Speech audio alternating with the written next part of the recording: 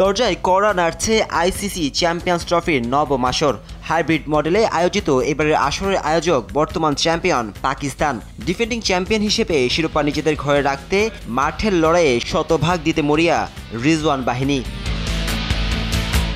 Mini বিশ্বকাপ খ্যাত ICC champions ট্রফির যাত্রা শুরু হয়েছিল বাংলাদেশে। 1998 সালে সাবেক বঙ্গবন্ধু স্টেডিয়ামে জমেছিল চ্যাম্পিয়নদের লড়াই, যার নাম ছিল আইসিসি নকআউট ট্রফি। প্রথম আসরে ওয়েস্ট ইন্ডিজকে 4 উইকেটে হারিয়ে শিরোপা উল্লাসে মেতেছিল দক্ষিণ আফ্রিকা।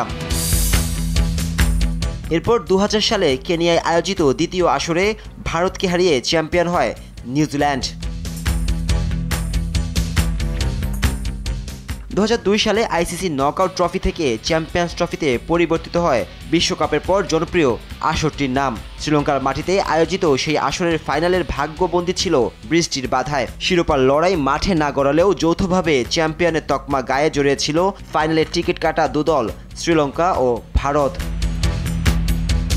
2004 সালে ইংল্যান্ডের মাটিতে স্বাগতিকদের হতাশ করে শিরোপা ঘরে তুলে ওয়েস্ট ইন্ডিজ। এরপর টানা 2 আসরে শিরোপা নিজেদের করে নেয় অস্ট্রেলিয়া। ভারত ও দক্ষিণ আফ্রিকার মাটি থেকে চ্যাম্পিয়নের মুকুট নিয়ে দেশে ফিরে অজিরা। 2013 সালে আবারও ঘরের মাঠে শিরোপা হাতছাড়া করে ইংলিশরা।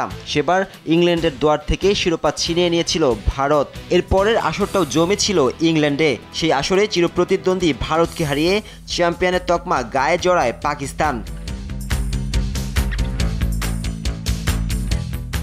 এবার আয়োজক হিসেবে পাকিস্তানের মিশন শিরোপা বাইরে যেতে না দেয়া, তবে চ্যাম্পিয়ন হওয়ার দৌড়ে ছাড় দিতে চায় না আসরে অংশ নেয়া অন্য দলগুলোও।